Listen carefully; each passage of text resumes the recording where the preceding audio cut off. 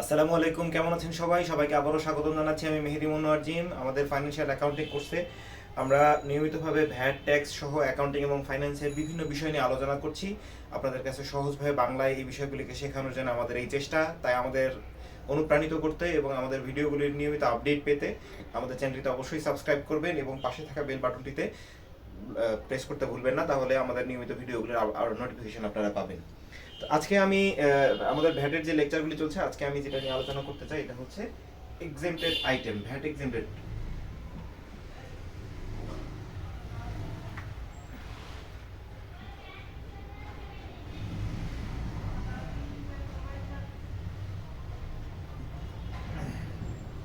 ভ্যাটের exemption কোথায় কোথায় রয়েছে এই বিষয়গুলি নিয়ে একটু আলোচনা করব।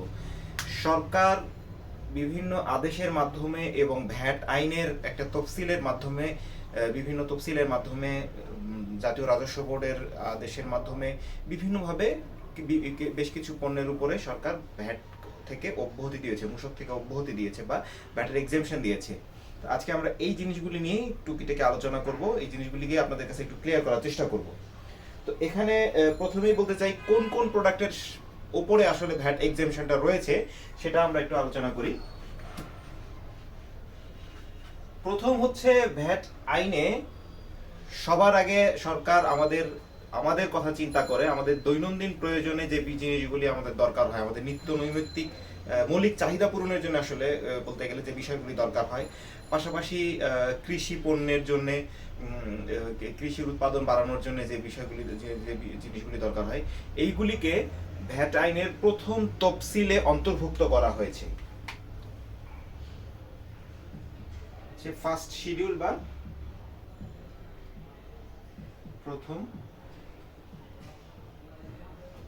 প্রথম তফসিলে যে সমস্ত পণ্য এবং সেবাকে অন্তর্ভুক্ত করা রয়েছে, এই পণ্য এবং সেবার উপরে সকল পর্যায়েই ভ্যাট এক্সেমশন দেওয়া হয়েছে, সকল পর্যায়ে ভ্যাট থেকে অব্যাহতি প্রদান করা হয়েছে। আমি আবার বলছি, প্রথম তফসিলে, ভ্যাট আইনের প্রথম তফসিলে, ভ্যাট আইনের প্রথম তফসিলে যে সমস্ত পণ্য সেবা রয়েছে এগুলি আপনারা জাতীয় রাজস্ব বোর্ডের ওয়েবসাইট থেকে দেখে নিতে, ডাউনলোড করে নিতে পারবেন।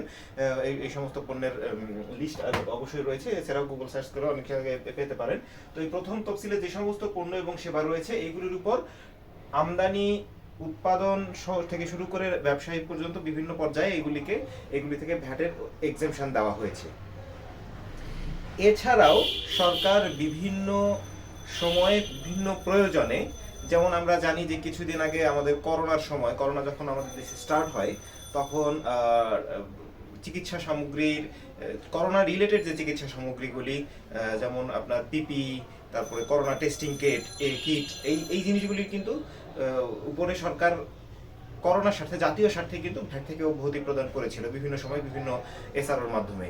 তো এই জাতীয় রাজস্ব বোর্ড বিভিন্ন সময় এই এসআরও গুলি জারি করে বিভিন্ন প্রয়োজনে, বিভিন্ন ঘটনার সাথে সম্পর্কিত থাকলে বা কন্টিনিউয়াসও করতে পারে।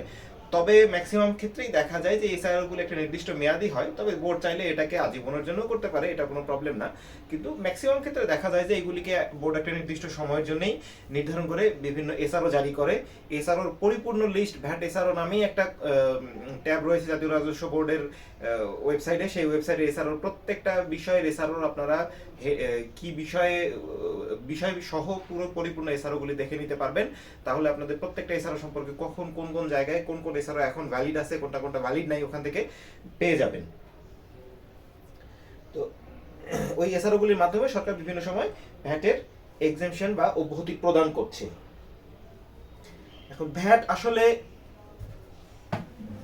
তাহলে আমরা বলতে পারি বিভিন্ন এসআরও অথবা জিও জারি করার মাধ্যমে সরকার কোনো একটা গেজেটও জারি করতে পারে। তাহলে আসলে এখান থেকে আমি বলতে পারি কিভাবে আসলে এই অব্যাহতিগুলি প্রদান করা হয়, এটা থেকেই কিন্তু আপনারা ক্লিয়ার হতে পারেন। কারণ নর্মালি তো ভ্যাট আইনে তফসিলে বলেই দেওয়া আছে, সরকার চাইলে অবশ্য যে কোনো মুহূর্তেই এই আইনের পরিবর্তন আনতে পারে। তবে এখন পর্যন্ত এই ভ্যাট আইনের প্রথম তফসিল ভ্যালিড আছে এবং এই তফসিলে যে সমস্ত পণ্য সেবা বলা আছে এগুলি সকল পর্যায়ে এখানে ভ্যাট থেকে অব্যাহতি প্রদান করা হয়েছে। এর বাইরে সরকার বিভিন্ন সময় জিও জারি করতে পারে, গেজেট জারি করতে পারে, অথবা এসআরও জাতীয় রাজস্ব বোর্ডের মাধ্যমে যে এসআরও গুলি জারি করা হয়, এই এসআরও গুলির মাধ্যমে সরকার ভ্যাট থেকে বিভিন্ন সময় অব্যাহতি প্রদান করে থাকে। এখন আসি, এই অব্যাহতি আসলে কারা পাবেন? সবার জন্য এই অব্যাহতি সব সময়কার না, কিছু কিছু ক্ষেত্রে এই অব্যাহতির কিছুটা লিমিটেশন রয়েছে। যেমন প্রথম তফসিলে যে সমস্ত পণ্য সেবার কথা বলা রয়েছে এটা সর্বজনীন, এটা এক্ষেত্রে সবাই ভ্যাটের এক্সেমশন পাবেন, এটা সবার জন্য ভ্যালিড। প্রথম তফসিলে যে সমস্ত পণ্য সেবার কথা বলা রয়েছে, এর ছাড়াও আরো কিছু কোম্পানি এই ভ্যাটের এক্সেমশন সুবিধা পেতে পারেন। তার মানে এক্সেমশন সুবিধা পাবেন কারা কারা? যারা প্রথম তফসিলের পণ্য এবং সেবার সরবরাহ করছেন তারা অবশ্যই ভ্যাটের এক্সেমশন পাবেন। এবং মজার ব্যাপার হচ্ছে, যারা প্রথম তফসিলে পণ্য সেবা সরবরাহ করেন তাদের জন্য ভ্যাট নিবন্ধনও কিন্তু বাধ্যতামূলক করা হয়নি আইনে এখন পর্যন্ত, তাদের জন্য ভ্যাট নিবন্ধন বাধ্যতামূলক নয় যারা প্রথম তফসিলের সাথে সম্পর্কিত যে সমস্ত পণ্য এবং সেবা সরবরাহ করেন। এছাড়াও কিছু ব্যবসায়ীদেরকে সুবিধা প্রদান করার জন্য, ব্যবসায়ীদেরকে অনুপ্রাণিত করার জন্য যারা ক্ষুদ্র ব্যবসায়ী রয়েছেন তাদেরকেও কিছু কিছু ক্ষেত্রে সরকার ভ্যাট অব্যাহতির একটা সুযোগ দিয়েছে। যেমন এই অব্যাহতি যুক্ত পণ্যই অবশ্যই সরবরাহ করতে হবে। তাহলে যাদের টার্নওভার, বার্ষিক টার্নওভার লেস দেন 50 লক্ষ টাকা, টার্নওভার কি আপনারা সবাই জানেন, ভ্যাট যোগ্য, ভ্যাটের ভাষায়, ভ্যাট আইনের ভাষায় যারা ভ্যাট যোগ্য বা করযোগ্য পণ্য এবং সেবা সরবরাহ করে এক বছরে যে পরিমাণ টাকা ইনকাম করে এটাই হচ্ছে তার টার্নওভার। আমি আবার বলছি, ভ্যাট যোগ্য পণ্য এবং সেবা সরবরাহ বা বিক্রয়ের মাধ্যমে যে পরিমাণ ইনকাম করে এক বছরে যে টাকা আয় করে তারা, সেটাই হচ্ছে তার টার্নওভার। এই টার্নওভার যদি 50 লক্ষ টাকার কম হয়, যদি কোনো প্রতিষ্ঠানে 50 লক্ষ টাকার কম হলে তাদেরকে এই অব্যাহতির যে সুযোগগুলি রয়েছে বিভিন্ন এসআরের মাধ্যমে, তাদের জন্য এই অব্যাহতির সুযোগ রয়েছে, এরা অব্যাহতির এই সুযোগগুলি পেতে পারেন। এবং আরেকটা বিষয় বলে রাখি এই জায়গায়, যদিও এটা এটার সাথে সম্পর্কিত না, যাদের যে সমস্ত প্রতিষ্ঠানের টার্নওভার 50 লক্ষ থেকে 3 কোটির মধ্যে,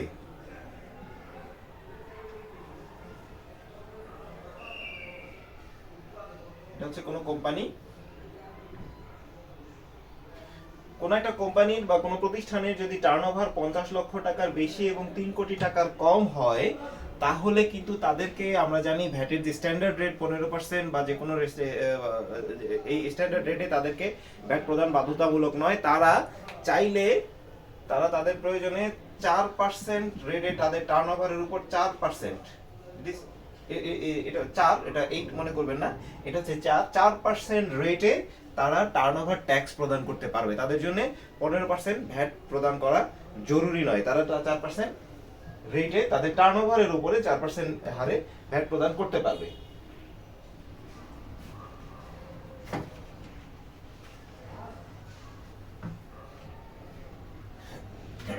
তার মানে আমার প্রথম শর্ত হচ্ছে, তাদের প্রথম তফসিলে যারা পণ্য সরবরাহ করছে এবং যাদের টার্নওভার 50 লক্ষ টাকার নিচে, তারা এই কর অব্যাহতির সুবিধা পাবেন, ভ্যাট অব্যাহতির সুবিধা পাবেন। এছাড়াও সরকার এসআরও বলে কোনো নির্দিষ্ট প্রতিষ্ঠানকে, কোনো বিশেষ কারণে ভ্যাটের অব্যাহতি নেওয়ার সুযোগ রয়েছে। কখনো কখনো কোনো বিশেষ কারণে কোনো নির্দিষ্ট প্রতিষ্ঠান রাষ্ট্রীয় কোনো একটা খুব বড় কোনো কাজ করছে বা রাষ্ট্রের উপকার হচ্ছে এমন কোনো একটা কাজ করছে, সরকার চাইলো তাদেরকে ভ্যাট থেকে অব্যাহতি দিতে বললো, বা কোনো অন্য যে কোনো কারণে, এটা বোর্ডের নির্দিষ্ট কারণ অবশ্যই থাকতে হবে, আইনের পেছনে আইনের সাথে সম্পর্কিত কারণ থাকতে হবে, তাহলে সরকার বিশেষ এসআরও অথবা জিও জারি করার মাধ্যমে সরকার কাউকে ভ্যাট অব্যাহতি দিতে পারে।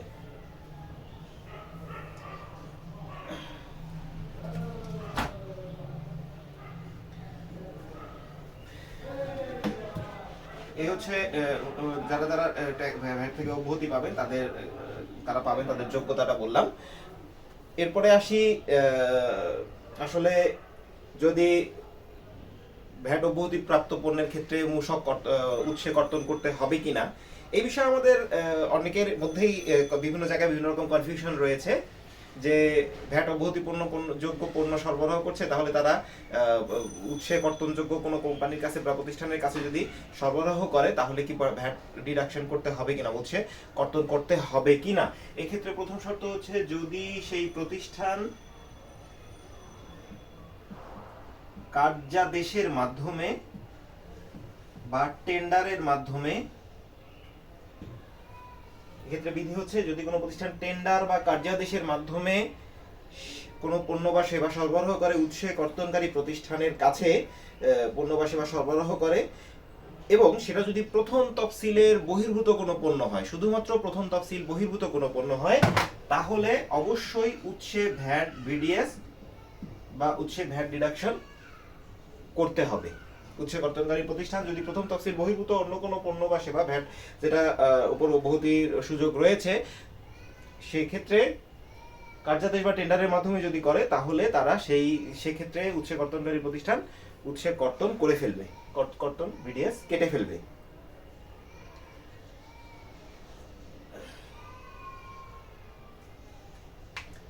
আর আরেকটা বিষয় হচ্ছে, যদি ভ্যাট এক্সেমটেড প্রোডাক্ট আপনি একটা নির্দিষ্ট কোম্পানির ওনার, আপনি কোনো একটা জায়গায় ভ্যাট এক্সেমটেড পণ্য বা সেবা সরবরাহ করছেন, সেটা প্রথম তফসিলের বাইরে আপনার, তাহলে যদি এরকমটা হয় যে আপনার ভ্যাট নিবন্ধন নেওয়া নাই, সেক্ষেত্রে উৎসে কর্তনকারী প্রতিষ্ঠান অবশ্যই ভ্যাট ডিডাকশন করবে। যদি এক্ষেত্রে অবশ্যই ভ্যাট এক্সেমশনের সুবিধা নিতে গেলে অবশ্যই এক্সেমশনের এই সুবিধাগুলি নিতে গেলে অবশ্যই আপনার কিন্তু ভ্যাট রেজিস্ট্রেশন বা নিবন্ধন থাকতে হবে, নিবন্ধন বা তালিকাভুক্তি অবশ্যই থাকতে হবে। তালিকাভুক্ত প্রতিষ্ঠানের ক্ষেত্রে তালিকাভুক্তি যাদের টার্নওভার আমরা জানি, আগে আমরা বলেছি টার্নওভার যাদের কম তারা তালিকাভুক্তি নিতে পারে। তো নিবন্ধন বা তালিকাভুক্তি তাদেরকে নিবন্ধিত বা তালিকাভুক্ত প্রতিষ্ঠান কিন্তু ভ্যাটের এক্সেমটেড সুবিধা পাবে, এর বাইরে কিন্তু কেউ পাবে না।